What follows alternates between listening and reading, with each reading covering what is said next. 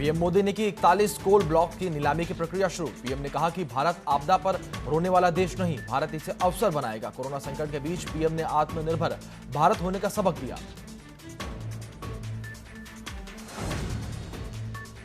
PM Narendra Modi ने कहा कि आत्मनिर्भर भारत यानी भारत आयात पर अपनी निर्भरता कम करेगा। आत्मनिर्भर भारत यानी भारत आयात पर खर्च होने वाली लाखों करोड़ों रुपए की विदेशी मुद्रा बचाएगा। आत्मनिर्भर भारत यानी भारत को आयात न करना पड़े, इसके लिए वो अपने ही देश में साधन और संसाधन विकसित करेगा।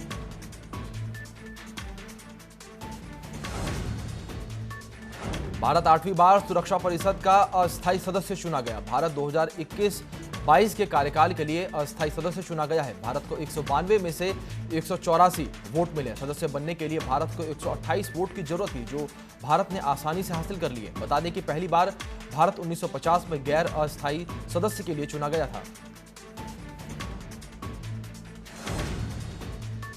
चीन के साथ बढ़ते तनाव को लेकर भारत ने बीएसएनएल और एमटीएनएल में चीनी उपकरणों के इस्तेमाल पर रोक लगा दी है। वहीं इसके साथ ही भारत सरकार ने प्राइवेट कंपनियों को भी निर्देश दिए हैं कि वो 4G के लिए चीनी उपकरणों का उपयोग न करें।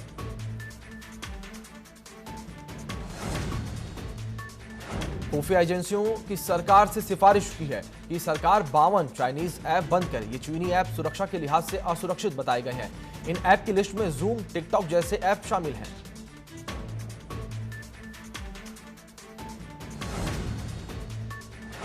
गलवान घाटी में चीनी सैनिकों के साथ हुई मुठभेड़ में शहीद हुए जवानों को लोगों ने विदाई दी। नम आंखों के साथ सड़कों पर उतरा जन सैलाब।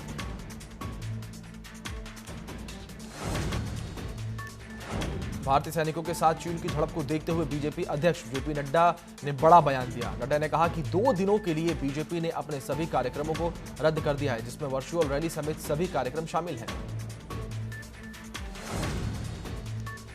देश में लगातार 12वें दिन पेट्रोल डीजल के दाम में बढ़ोतरी हुई है। पेट्रोल में 53 पैसे तो वहीं डीजल के दामों में 64 पैसे का इजाफा हुआ है।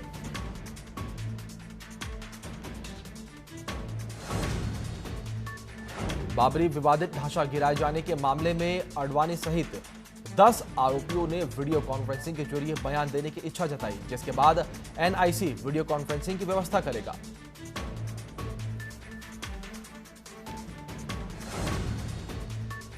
राम मंदिर निर्माण के साथ ही श्री राम जन्मभूमि तीर्थ क्षेत्र ट्रस्ट ने आज अपना फेसबुक, ट्विटर के साथ वेबसाइट लॉन्च की है। साथ ही वेबसाइट कुछ समय पर अपडेट करने के लिए टीम भी गठित की गई है। वेबसाइट का उद्घाटन उत्तर प्रदेश के पर्यटन मंत्री और अयोध्या के प्रभारी मंत्री नीलकंठ तिवारी ने किया। वेबसाइट के जरिए लोग राम मंदिर से जुड़ी सभी जानकारियां प्राप्त कर सकते हैं और राम मंदिर की वेबसाइट में भक्तों को रामलला की ऑनलाइन आरती भी दिखाई जाएगी।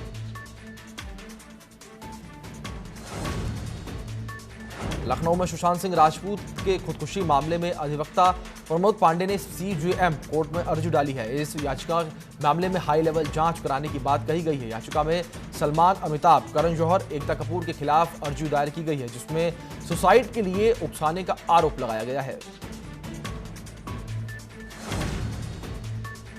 दुनिया भर में कोरोना मरीजों की संख्या 84 लाख के पार पहुंच गई है। वहीं 4,51,000 से ज्यादा लोगों की अब तक मौत हो चुकी है। साथ ही 44,18,000 से ज्यादा लोग ठीक भी हो चुके हैं।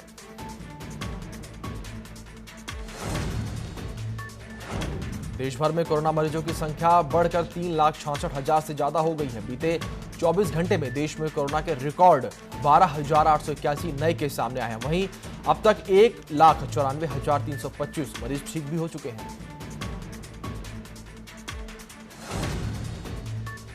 यूपी में लगातार कोरोना मरीजों की संख्या में इजाफा हो रहा है। उत्तर प्रदेश में एक दिन में 591 नए मरीज मिले हैं। कोरोना मरीजों की संख्या 15,000 के पार हो गई है। वहीं कोरोना से अब तक 465 लोगों की मौत हो चुकी है। देवभूमि उत्तराखंड में भी कोरोना मरीजों की संख्या में लगातार इजाफा हो रहा है। प्रदेश भर में 81 नए मरीजों के सामने आने के बाद राज्य में मरीजों की संख्या बढ़कर 2023 हो गई है। वहीं अब तक कोरोना से 26 लोगों की मौत हो चुकी है।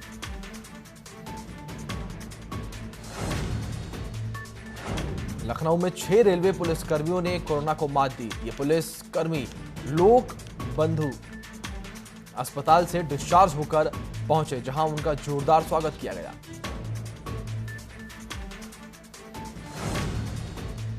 बुलंदशहर में कोरोना मरीजों की संख्या में लगातार इजाफा हो रहा है। जिले में 42 नए केस सामने आए हैं, जिससे कोरोना मरीजों की संख्या 431 पहुंच गई है। वहीं जिले में अब तक 159 मरीज ठीक भी हो चुके हैं।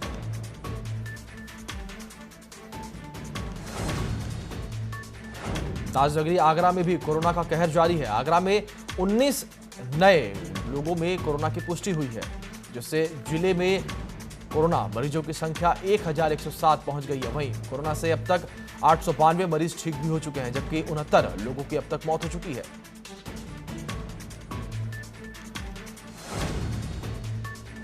दिल्ली से सटे नोएडा में भी कोरोना मरीजों की संख्या बढ़कर 1097 हो गई है। वहीं अब तक 576 लोग इलाज के बाद ठीक भी हो चुके हैं, जबकि 14 लोगों की मौत हो चुकी है।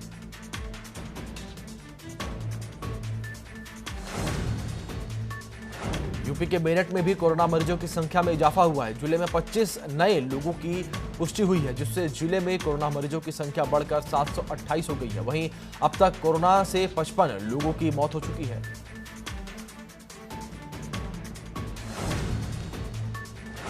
रामपुर में 9 कोरोना पॉजिटिव मरीज मिलने से हड़कंप मच गया। इन सभी लोगों को स्वास्थ्य विभाग ने पहले ही क्वारंटीन में रखा था। 9 नए मरीज आने से जिले में कोरोना मरीजों की संख्या बढ़कर 93 हो गई है।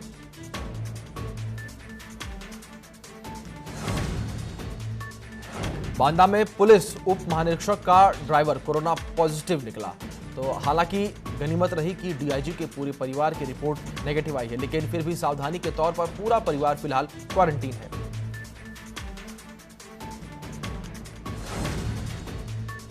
लखनऊ में जिला न्यायालय को बंद करने के लिए जिला जज को पत्र सौंपा गया है। कोरोना पॉजिटिव अभियुक्त को जिला परिसर में आने पर बार एसोसिएशन के अध्यक्ष आदेश कुमार सिंह ने पत्र लिखकर चिंता जाहिर की। पत्र में संक्रमण फैलने को लेकर चिंता जाहिर करते हुए न्यायालय को बंद करने के लिए कहा गया।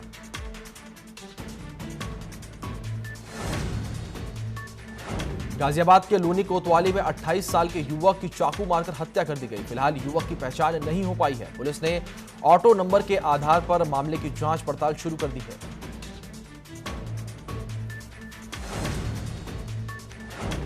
गाजियाबाद में एक युवती की चाकू से मारकर हत्या कर दी गई। युवती की शादी दूसरी जगह तय होने की वजह से आरोपी नाराज था। फिलहाल मामले में पुलिस ने मुकदमा दर्ज कर जांच शुरू कर दी है।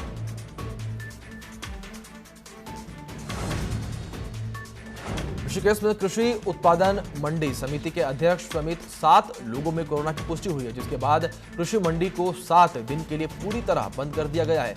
इसके साथ ही वैकल्पिक व्यवस्था के तौर पर आईडीपीएल हाट में मंडी लगाने के निर्देश दिए गए हैं।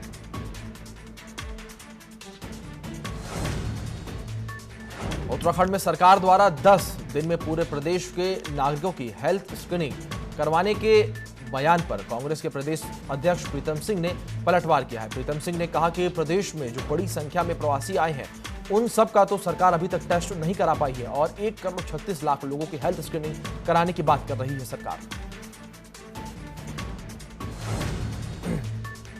उत्तराखंड में कृषि मंत्री सुबोध उनियाल ने कहा कि हमारी कोशिश है कि रिटेल आउटलेट के तहत किसानों के उत्पाद को बेचने और शोकेस करने का काम किया जाएगा। मंत्री के अनुसार भले ही प्रदेश की जनसंख्या 1 करोड़ हो, लेकिन हर साल 7 करोड़ से ज्यादा पर्यटक उत्तराखंड आते हैं। ऐसे में हमें बस अपने उत्पाद को उनके सामने परोसने की जरूरत है।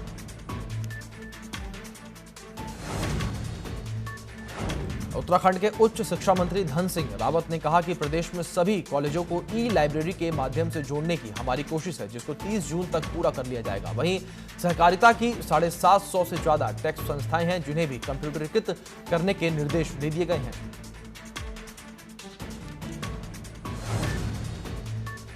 उत्तराखंड परिवहन विभाग ने जनता को बड़ी राहत दी है। नए वाहनों के रजिस्ट्रेशन समेत वाहनों के टैक्स परमिट और लाइसेंस का रिन्यूअल 30 सितंबर तक वैध माना गया है।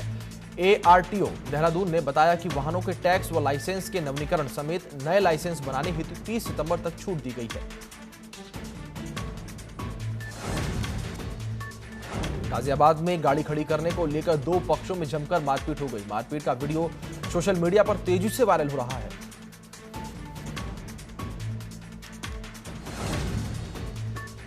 बुलंदशहर में सेप्टिक टैंक में गिरकर मासूम की मौत हो गई। घटना के बाद सेप्टिक टैंक में मासूम का शव तैरता हुआ दिखाई दिया।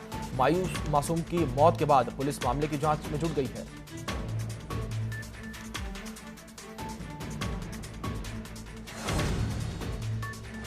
मुजफ्फरनगर में यूपी स्टील में हादसा होने से एक मजदूर की मौत हो गई। मजदूर की मौत के बाद भाकियू ने फैक्ट्री प्रबंधन पर लापरवाही का आरोप लगाते हुए फैक्ट्री के बाहर प्रदर्शन किया और मृतक मजदूर के परिजनों को मुआवजा देने की मांग की। मेरठ में रंजिश की वजह से महिला की गोली मारकर हत्या कर दी गई। मृतक की पहचान बबली के रूप में हुई है। फिलहाल मामले की जांच शुरू कर दी गई है।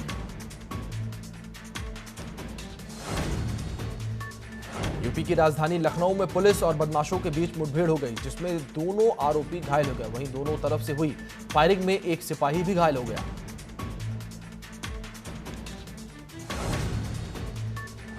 एटा के आवागढ़ इलाके में कार और कैंटर के बीच भिड़ंत हो गई, जिसमें कार सवार 2 लोगों की मौके पर ही मौत हो गई, जबकि एक व्यक्ति घायल हो गया। पुलिस ने जेसीबी की मदद से लोगों को बाहर निकाला।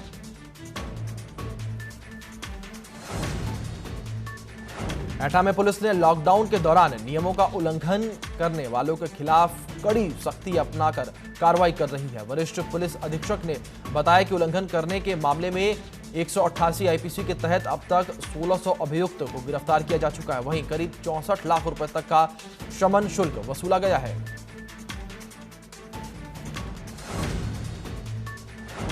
अलीगढ़ में 12 साल की बच्ची गंभीर हालत में खेत में मिली। सूचना मिलने पर पुलिस ने घायल किशोरी को इलाज के लिए मेडिकल कॉलेज में भर्ती करवा दिया, जिसकी इलाज के दौरान मौत हो गई। मामले में पुलिस ने जांच शुरू कर दी है।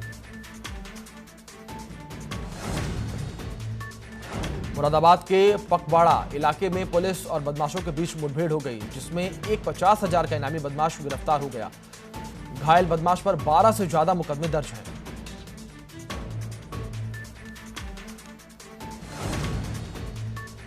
कन्नौज में गंगा नदी में नहा रहे 2 युवक डूब गए, जबकि 2 अन्य युवकों को सुरक्षित बाहर निकाल लिया गया। वहीं नदी में डूबने से जिन 2 युवकों की मौत हुई, उनमें से एक युवक की एक दिन पहले ही सगाई हुई थी।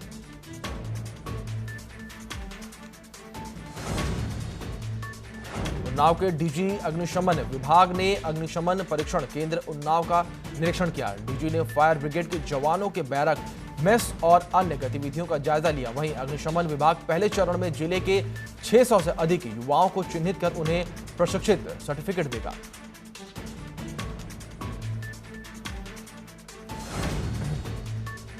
जालौन में गांव के बाहर झाड़ियों में वृद्ध का शव मिलने से हड़कंप मच गया। सूचना मिलने पर मौके पर पहुंची पुलिस ने मामले की जांच शुरू कर दी है।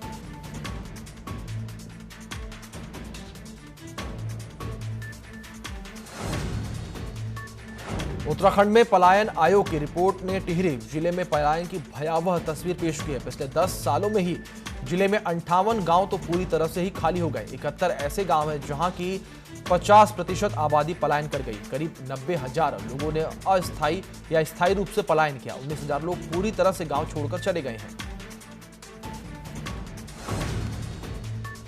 उत्तराखंड में बदहाल क्वारंटीन सेंटर और कोरोना अस्पतालों की बदहाली के मामले पर हाईकोर्ट ने सख्त रुख अपनाया है। हाईकोर्ट ने स्वास्थ्य सचिव द्वारा जवाब पेश न करने पर नाराजगी व्यक्त करते हुए जमकर फटकार लगाई है। साथ ही स्वास्थ्य सचिव को आगामी 23 जून को एक बार फिर से विस्तृत जवाब कोर्ट में पेश करने का आदेश दिया है।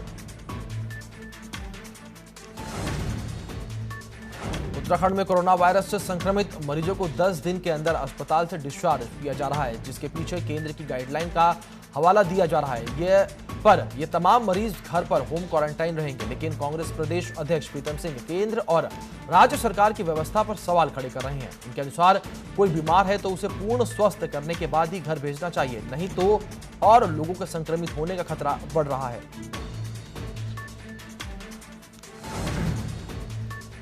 कोरोना वायरस के बढ़ते संक्रमण को देखते हुए नैनीताल जेल में रखे गए सभी कैदियों को हल्द्वानी जेल में शिफ्ट किया जा रहा है। शासन द्वारा नैनीताल जेल को कोरोना प्रिवेंट डिटेंशन सेंटर बनाए जाने की अनुमति मिलने के बाद नैनीताल जेल में वर्तमान समय में 114 कैदियों को हल्द्वानी जेल शिफ्ट करने का कार्य शुरू हो गया है।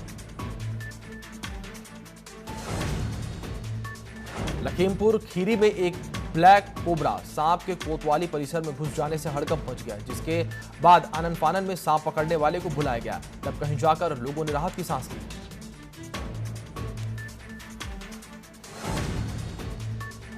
हाथरस में प्रधान द्वारा मनरेगा मजदूरों को जॉब कार्ड बांटे गए। प्रधान सुरेश चंद्र और रोजगार सेवक गोपाल शर्मा द्वारा मनरेगा मजदूरों को 69 जॉब कार्ड दिए गए।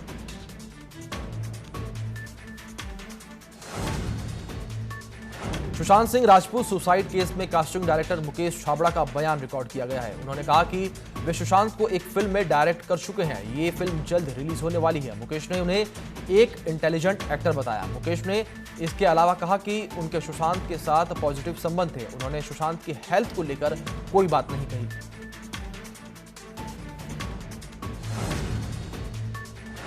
तो वहीं सुशांत सिंह राजपूत के पिता के सिंह का वो बयान भी दर्ज किया गया है, जिसमें उन्होंने ये बात की है कि उन्हें सुशांत के डिप्रेशन का कारण नहीं पता है। सुशांत सिंह राजपूत के पिता ने पुलिस को बताया कि उन्हें सुशांत के डिप्रेशन की वजह नहीं पता है।